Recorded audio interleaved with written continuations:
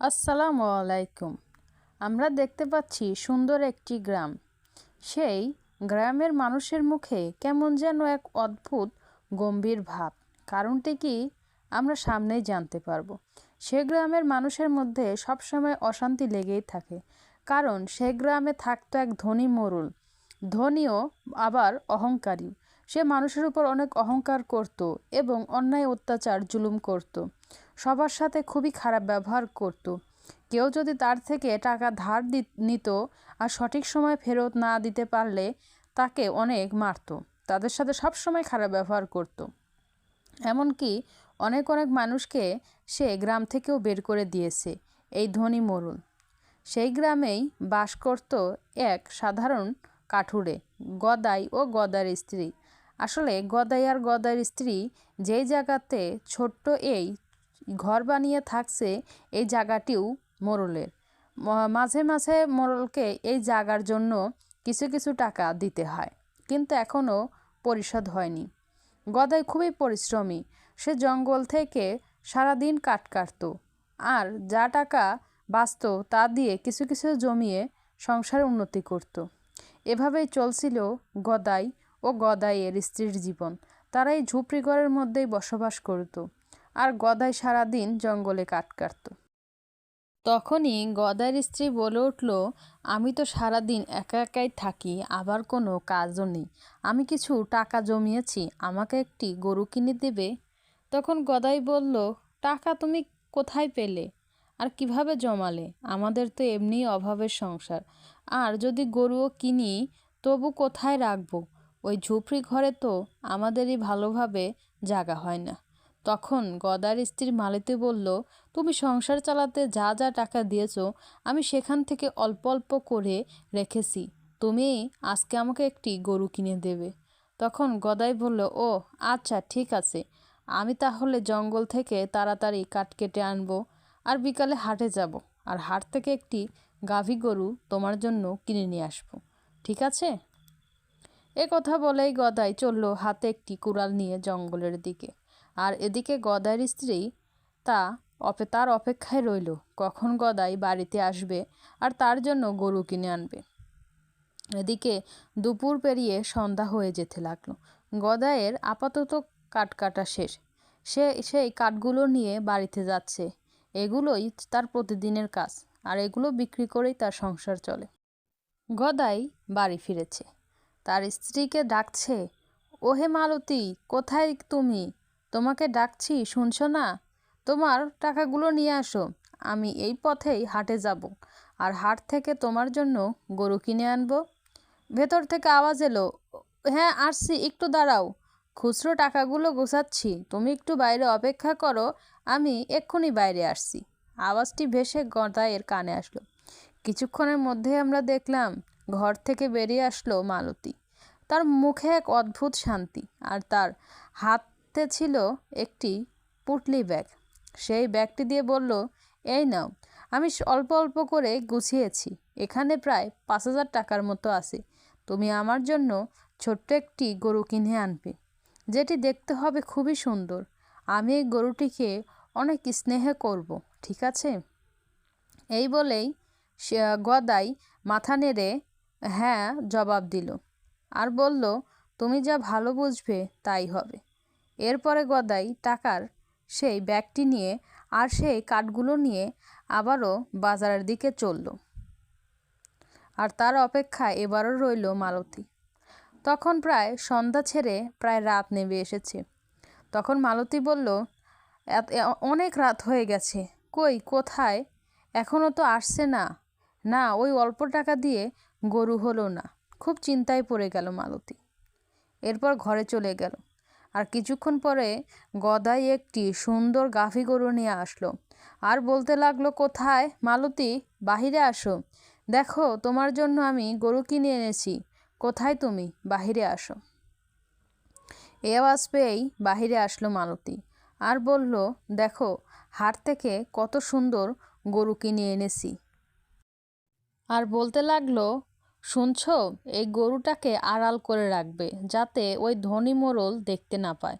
তখন মালতী খুব খুশি হলো, আর বলল, ও মা, তুমি এত সুন্দর গরু এনেছো আমার জন্য, এত কম দামে কিভাবে পেলে? আচ্ছা যাই হোক, আমাকে তো এখন গরু রাখার ব্যবস্থা করতে হবে, গরুটিকে ঘরে নিয়ে আসো। তখন আমরা দেখলাম গদাই সে ছোট্ট গরুটাকে ধরে তাদের ঘরের দিকে নিয়ে যাচ্ছে। তাদের সংসারে নতুন সদস্য এসেছে, নতুন খুশির আনন্দ। আর আমরা দেখলাম গদাই তার সঙ্গেই গরুটাকে রেখেছে, আর এদিকে মালতী পিঠে হাত দিয়ে আদর করছে, গরুর পিঠে হাত বুলিয়ে দিচ্ছে আর তাকে আদর করছে। পরিবেশটা খুবই সুন্দর দেখা যাচ্ছে, আর দুজনের চোখেই এক সুন্দর স্বপ্ন। পরের দিন সকাল হলো, গদাই বলল, আমাকে এখন কাজে যেতে হবে, গরুটিকে মাঠে নিয়ে যাও, কিন্তু সাবধানে, কেউ যেন দেখতে না পায়, আর মোড়লের কোনো লোক যেন না দেখে। এই বলে গদাই আবারও হাতে একটি কুড়াল নিয়ে চলতে লাগলো জঙ্গলের দিকে। গদাই ছিল খুবই পরিশ্রমী, আর তার স্ত্রীও ছিল অনেক সৎ। এভাবেই চলছিল গদাইয়ের দিনকাল। আর কিছুক্ষণ পরে গদাইয়ের স্ত্রী সেই গরুটাকে নিয়ে চলতে লাগলো মাঠের দিকে, কারণ মাঠে না গিয়ে গরু খাবে কি। এই বলে আমরা দেখলাম যে গদাইয়ের স্ত্রী গরুটাকে মাঠের মধ্যে ছেড়ে দিল, আর গরুটিও খুব সুন্দরভাবে ঘাস খেতে লাগলো।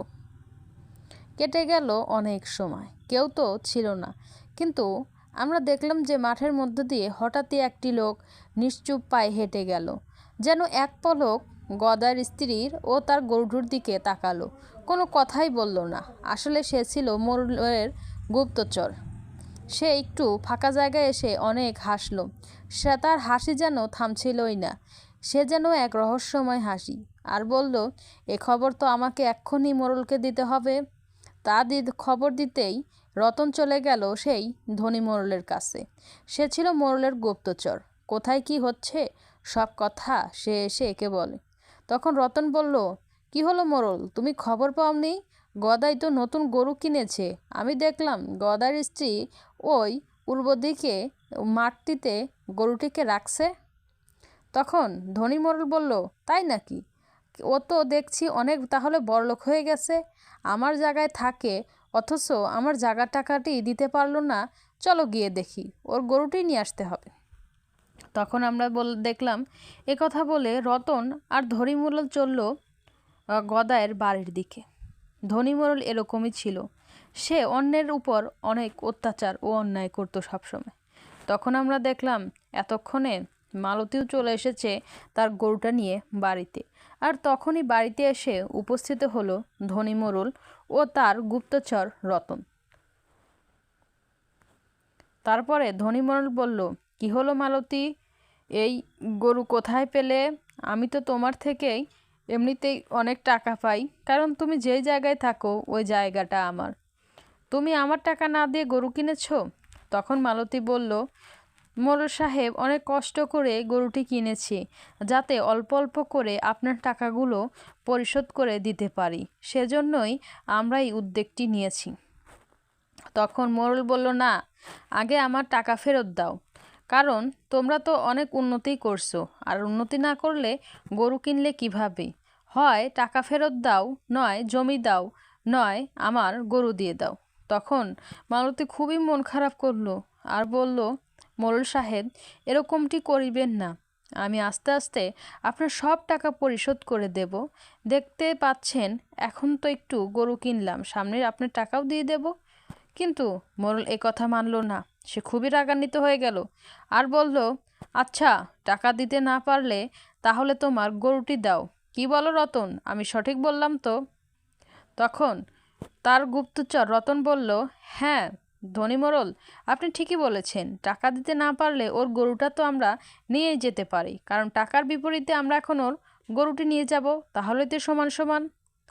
তখন মালতী বলল, দেখুন মোড়ল সাহেব, এরকমটি করবেন না, গরুটা আমার খুব শখের, আর খুব কষ্ট করে কিনেছি, 1 বছর লালন পালন করলেই আপনার টাকা দিয়ে যাব, আপনি এরকমটি করবেন না দয়া করে।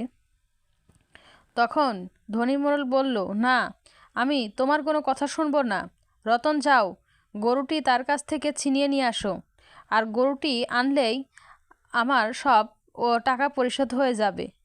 তখন আমরা দেখলাম রতন তাই করল, সে মোড়লের কথা মতো সে মালতীদের শখের গরুটাকে ছিনিয়ে আনতে গেল।